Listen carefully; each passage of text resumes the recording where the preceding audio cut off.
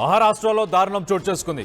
ఒక మహిళా కానిస్టేబుల్ని ఒక ఆటో డ్రైవర్ నడి రోడ్డుపై ఈడ్చుకెళ్లాడు. 200 మీటర్లకు పైగా ఈడ్చుకెళ్లినట్టు తెలుస్తుంది. మహారాష్ట్రలోని సతారా సిటీలో ట్రాఫిక్ కానిస్టేబుల్గా పనిచేస్తుంది భాగ్యశ్రీ జావత్. ఆమె విధులు నిర్వహిస్తున్న సమయంలో మద్యం మత్తులో ఒక ఆటో డ్రైవర్ దూసుకొచ్చాడు.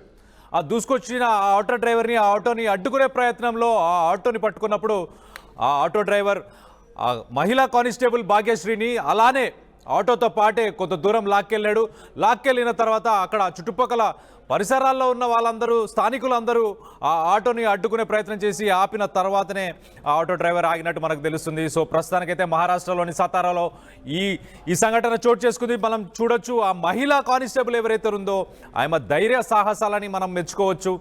ఆమె విధులు నిర్వహిస్తూ ఆటోని పట్టుకునే ప్రయత్నంలో ఆ ఆటోతో పాటే వెళ్ళింది, దాన్ని వదిలిపెట్టకుండా. అసలు ఏమాత్రం కాంప్రమైజ్ కానన్నట్టు ఒక స్ట్రాంగ్ లేడీ, ఒక బోల్డ్ ఉమెన్ అని చెప్పుకోవాలి, ఒక స్ట్రాంగ్ ఉమెన్ అని కూడా చెప్పుకోవాలి.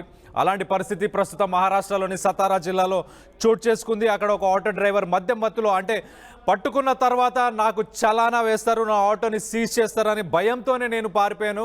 ఆ మహిళా కానిస్టేబుల్ని మాత్రం అలా లాక్కెళ్ళాలనేది నా ఉద్దేశం కాదని చెప్పి ఆ ఆటో డ్రైవర్ చెప్పుకొచ్చాడు. ప్రస్తుతానికైతే ఆ నిందితుడిని స్థానికులందరూ పట్టుకొని దేహశుద్ధి చేశారు. దేహశుద్ధి చేసిన తర్వాత పోలీసులకు అప్పచెప్పినట్టు మనకు తెలుస్తుంది.